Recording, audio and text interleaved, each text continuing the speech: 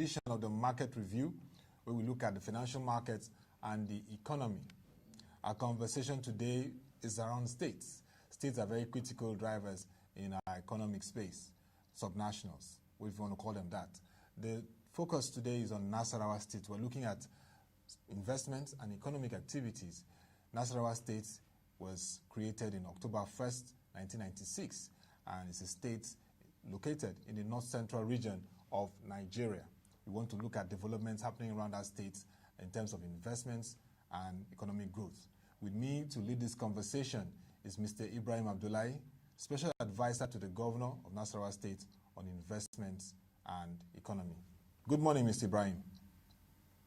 Good morning, and thanks for inviting me onto this program. Yes, and thanks for joining us today as we look at the Nasarawa State. Yes, several days ago it was first year anniversary for governors that were sworn in on May 29th, 2019.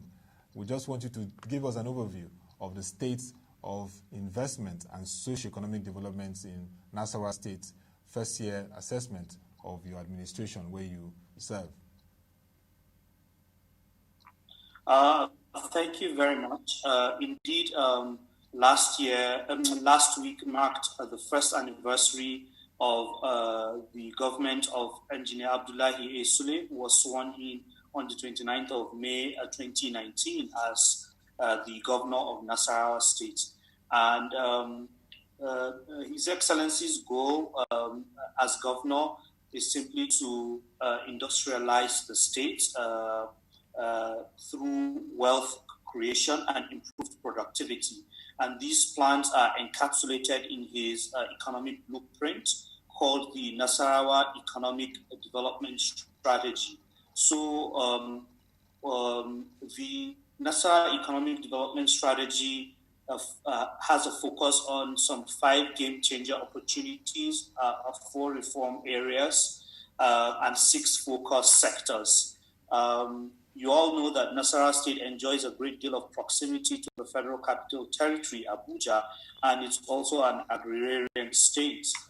So over the past year, the government of Nasarawa State has made tremendous progress in terms of reforms.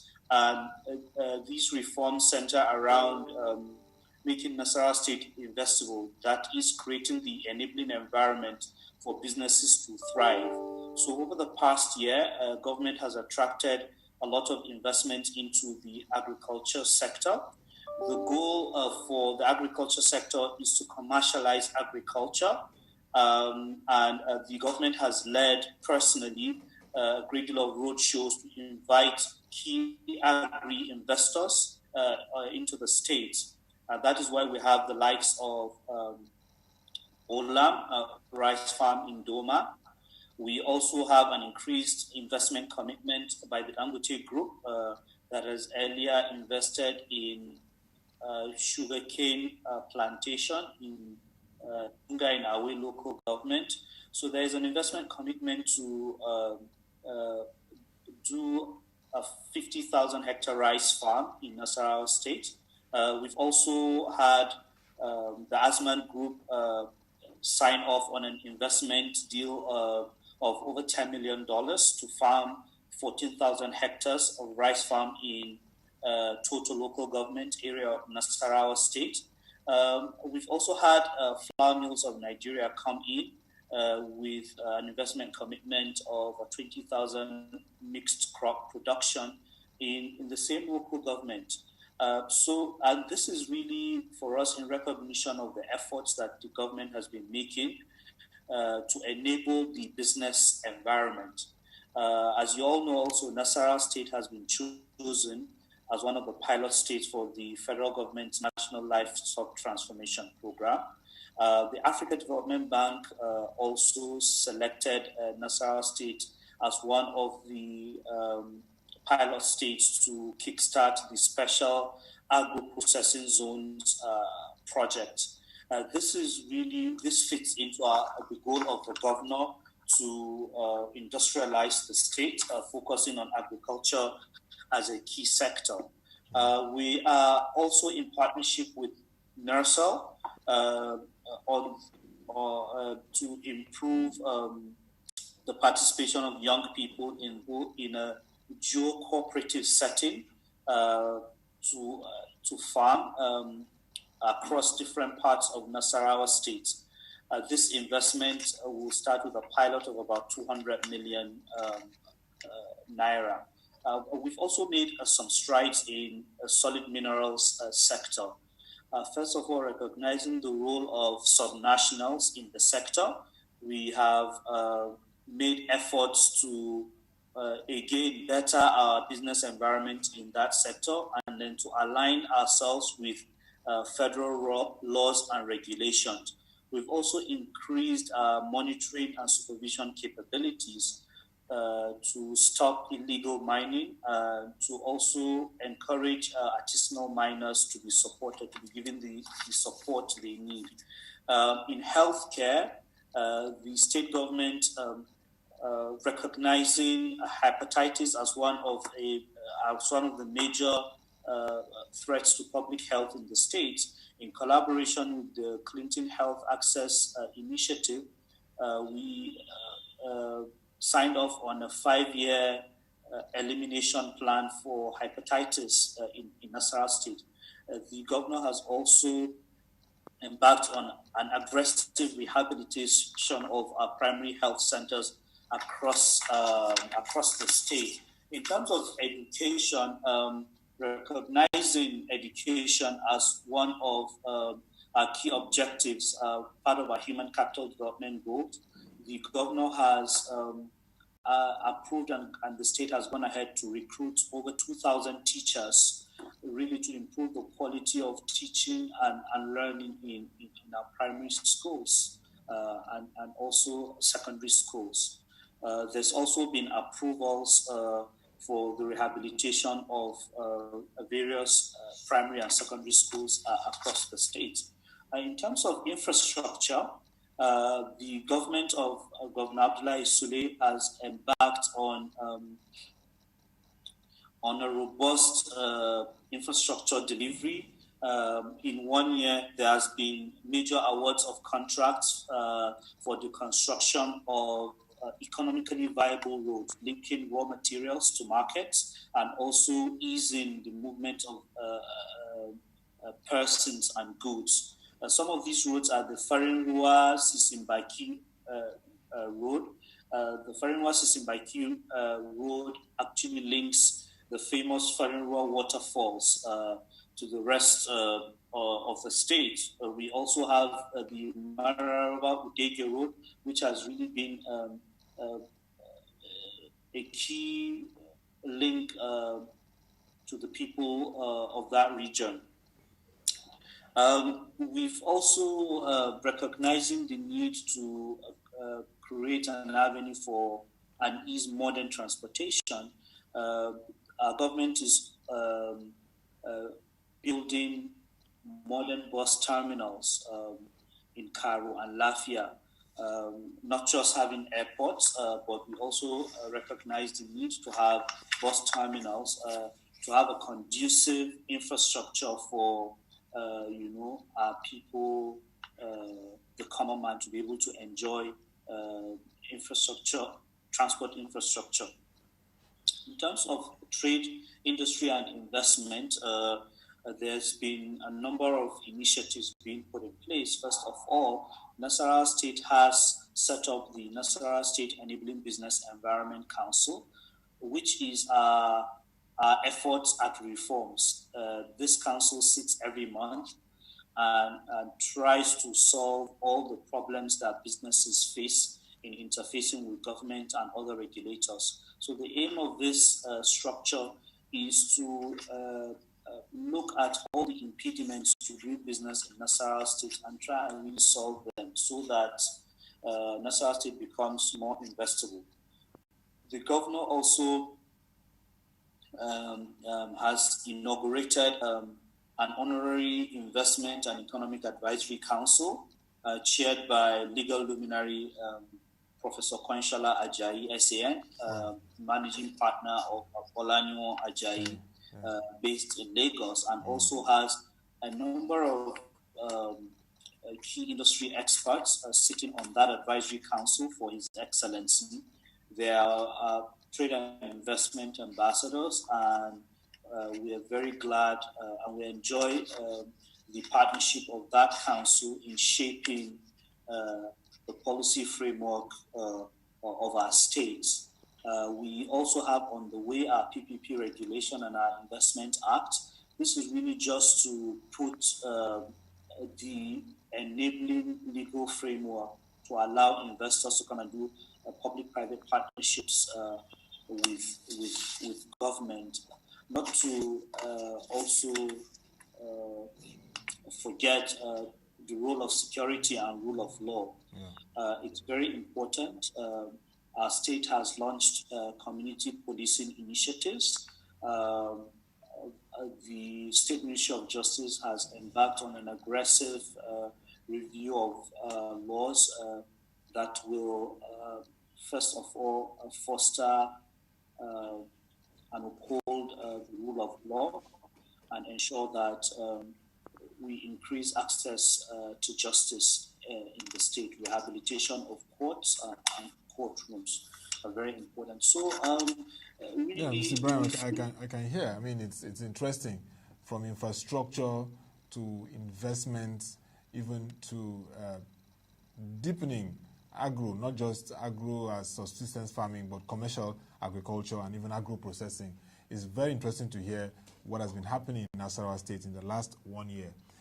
Two things that I took out, which leads to our next discussion, which I really we have at the federal level, PEBEC, the Presidential Enabling Business Environment Council, and also the fact that you have an Investment Economic Council that has the well-respected Professor Koinsola Ajayi, the business commercial lawyer guru, senior vicar of Nigeria. It shows that you're reaching out, you want to really engage, you want to deepen all the necessary reforms that can help transform the state. And of course, you talked about the investment, the acts around PPPs. I had a conversation last week around this issue of PPPs, and I was told that states also have a role to play in enabling laws to ensure that PPPs are viable. So let's take up the Enabling Business Environment Council and the Investment Economic Council. Meetings so far, activities, what has been the trend like? And even amidst the pandemic, which is beginning to ease in terms of opening economies, how have you been able to navigate this, to meet, to strategize, to create that enabling environment for investments and businesses in the state? Yeah. The Enabling Business Environment Council has considered a number of initiatives. First of all, to start with sanitizing the real estate and construction sector, which is really the highest revenue for IGM in the state. So looking at land administration and obtaining building permits, we have resolved to streamline processes. The Nasarawa Geographic Mission Service has been mandated in this regard to really streamline the process and the timelines for registration of land title and procedure for doing that. And this is really just to make it very easy and less cumbersome for businesses to obtain their certificates of occupancy, register their property, and also obtain business permits. We tend to get. We know that we're very conscious of our current reality posed by the COVID-19 pandemic. So there are more concerted efforts by government to really sit down and improve the business environment. We have also begun to interface with financial institutions and see how we will increase or how we will facilitate access to capital for MSMEs in Nasarawa State. We currently have statistics of over 400,000 MSMEs in Nasarawa State, largely also in the informal sector. And the issue of data is very important in gathering more in terms of specificity, in terms of understanding the types of MSMEs, in terms of their strata, whether it's micro, whether it's small. In terms of attracting investment, about $200 million has come into the economy. Is that correct? The past year, we've had investment commitments of over $200 million. These are some of which have begun to crystallize. When I mean began to crystallize, the investors have moved to sites. But we do hope, as you know, that it's very difficult. It's not an easy step from signing investment commitments to actually going to start site, to start production. So, but we are really following up on these commitments, and we really hope that they crystallize. Some of these commitments are the $56 million investment commitment by Agrotech to invest in sesame seeds production into oil. We also have the commitment by Asman to invest over $10 million in their 14,000 hectare rice farm. There is also the commitment by Flour Mills of Nigeria to invest in 20,000 hectare mixed crop production.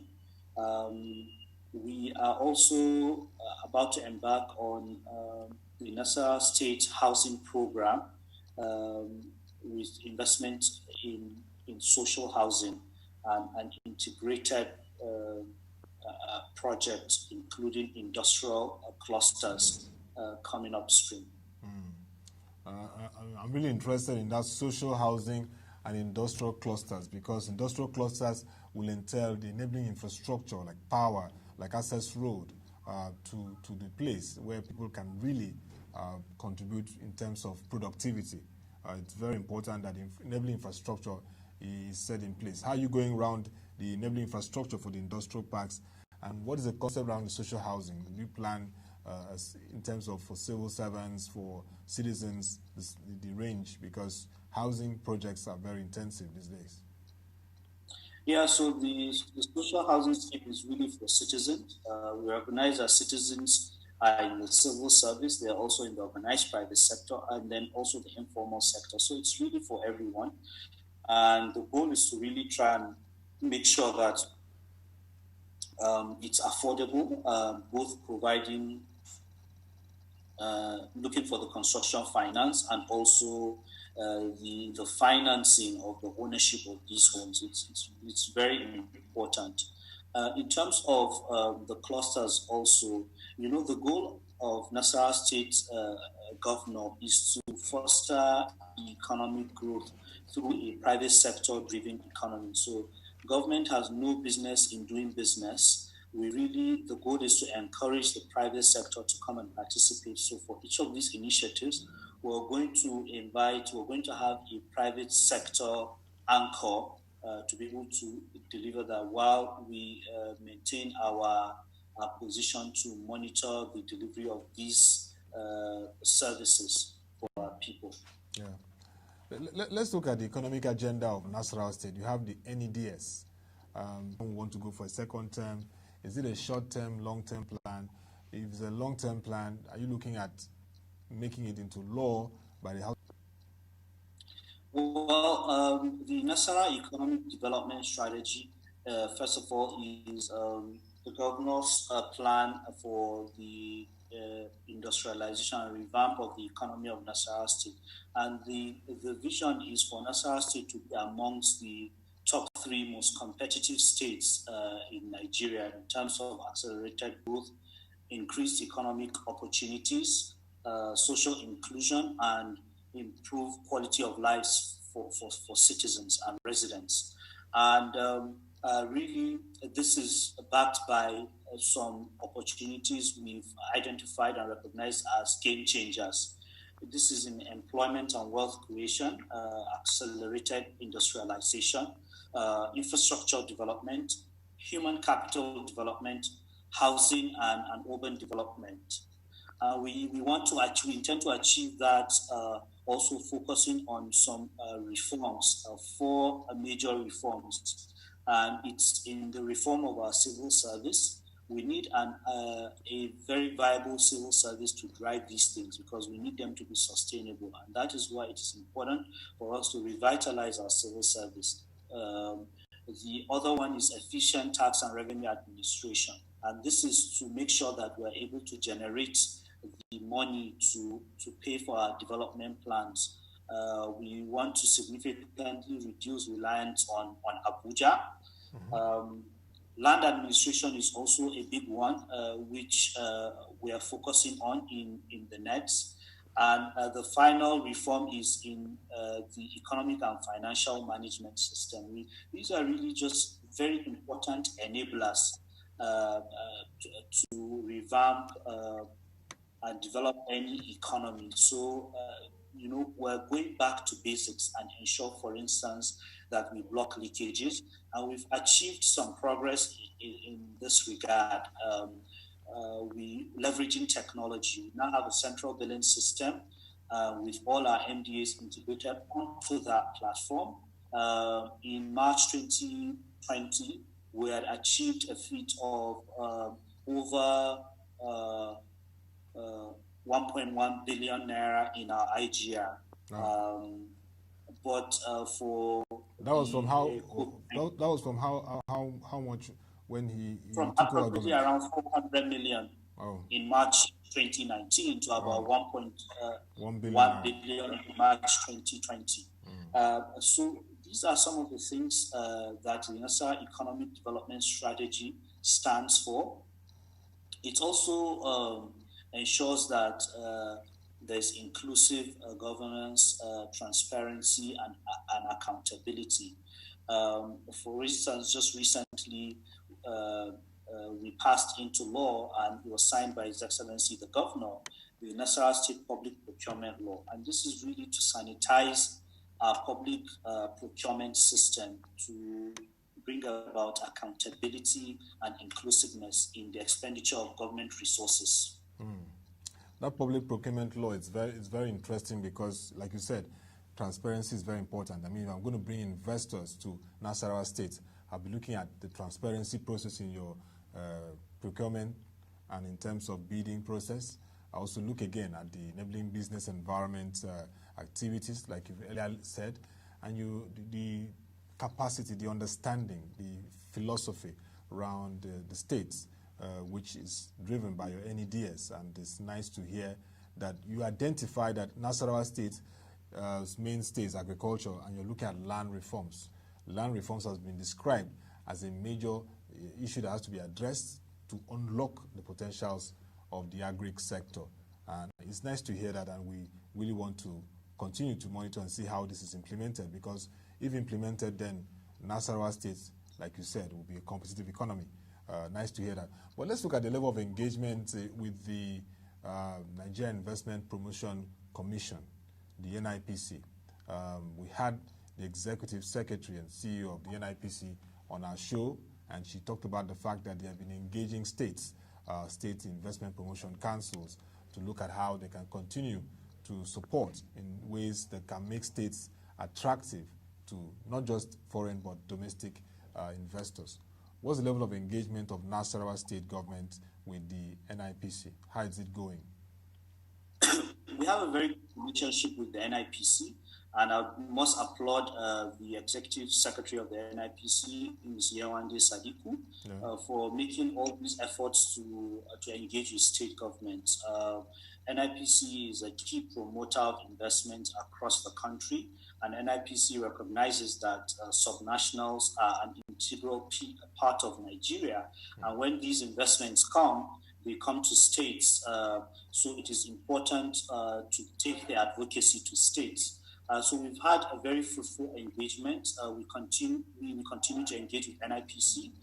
We also intend to replicate and have an investment promotion agency in our state, mindful of the need to also streamline governance activities and not to have multiplicity of functions by agencies. So we've been working carefully to emulate the good reforms being initiated by the NIPC, and we continue to engage. NIPC is like a parent body, and we must keep up the relationship.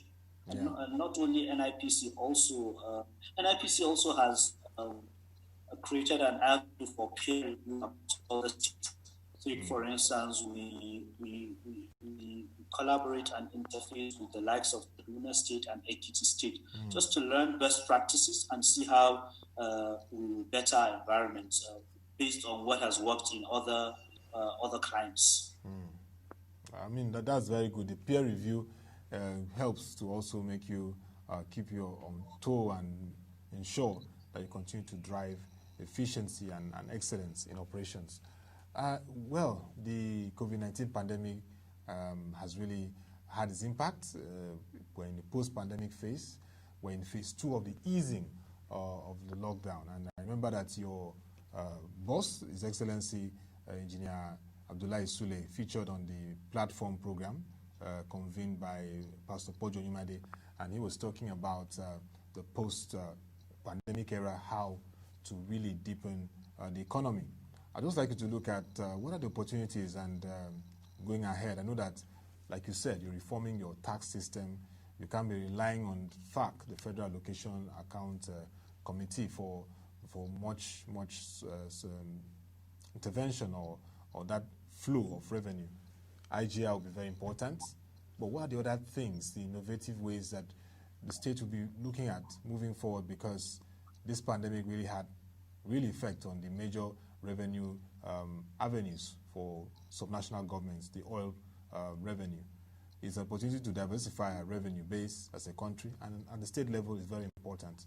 So what other new levels are you looking at as we enter the second half of 2020? Well, really, the pandemic has helped us reassess even our priorities as a government.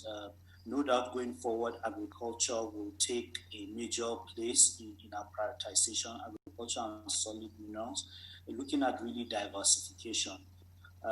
So we're moving towards that. We want agriculture really to be the main driver of the economy of Nasarawa State. So all efforts to really improve that sector and create that kind of enabling environment to encourage more investments, putting incentives into that sector. We have also, the governor has also prepared an economic response to the COVID-19 pandemic. And this is really to look at certain key interventions that will make us adjust to the new reality. The first being a review of our budget. This pandemic has, this pandemic has really had an impact on our revenue assumptions, right? With a major source of revenue coming from the FAC, with the impact on oil price and oil production, it means that all states and even the federal government are going to earn much less than it planned for. So that called for review of our own budget. As we speak, we have a committee looking at the final budget review. And in that review, there's going to be prioritization, obviously with the health education sector taking a major place in our prioritization exercise. The other initiative we're working on as a state is to commercialize redundant assets so that we don't, so that we also yield more revenue for the state. We're also actively engaging key drivers of the state's economy, high-powered industries, to engage with them and see what kind of support government can give to them so that they don't shut down. In this very difficult time, as government, you don't need any industry to shut down, because when any industry shuts down, it means less people will be out of jobs. And we really, we're in survival mode. We really need to make sure that our people don't stay out of jobs. So there are concerted efforts to support high impact industries in the states. That is why, for instance, we're very keen to close on the Nasarawa housing program to stimulate the construction and real estate market in the state. The other thing we're doing is also to turbocharge MSMEs in the state. We're looking at we're aggregating all of the interventions, for instance, by the CBN and other development finance institutions. So whilst we are not the source of those funds, we are making it a point of duty to prepare our SMEs to access those funds. So our office is actively engaging with small businesses. I will continue to engage with these small businesses. I will continue to call on these small businesses to approach us to help them prepare their businesses to benefit from these schemes. I think that is very important for us as a government to continue to encourage these sort of interactions and make sure that MSMEs take advantage of these schemes. Thank you very much, Mr. Ibrahim Abdullahi. I mean, it's interesting to hear what has been happening in Nasarawa State over the last year and even the prospects for going ahead. Beyond the fact that it's a mainstay agriculture, you're looking robust and very aggressively at agro-industrialization and agro-processing, which is nice to hear. You're also looking at land reforms, effective tax reforms that will boost your revenue base, expand your revenue base. Also looking at financial and economic management, which are part of the pillars of your Nasarawa State Economic Development Strategy. It's also interesting to hear that the Public Procurement Act is going to be signed into law, which is very important. You have the... It's signed already. Okay, already signed, which is a very good development. And then you have your Enabling Business Environment Council and Investment Economic Council that has someone that's not from Nasarawa State as the chairman, bringing resource, bringing value, and bringing confidence for any investor into the state. And most importantly, I believe you're listening to economists and analysts, and you're deciding to commercialize redundant assets as a state, which is very important because you need to create value in this period. I really want to commend you for the time and for sharing insights on how Nasarawa State has evolved over the last 1 year and the prospects ahead, even post-pandemic. We wish you all the best, and we will monitor how you're implementing these plans, because we know that from the sub-national level, if things are gotten right, it will also have impact on the wider national economy. Thank you once again, Mr. Ibrahim Abdullahi, Special Advisor to the Governor of Nasarawa State on Investment and Economy. Thank you for the time and insights. Thank you very much. Yeah, thank you. And that will be all for this edition of the WebTV Market Review. You can join our website, www.procurement.com, to watch our videos, read our reports and analysis. Till we come your way again, thank you for watching. Have a nice day and stay safe.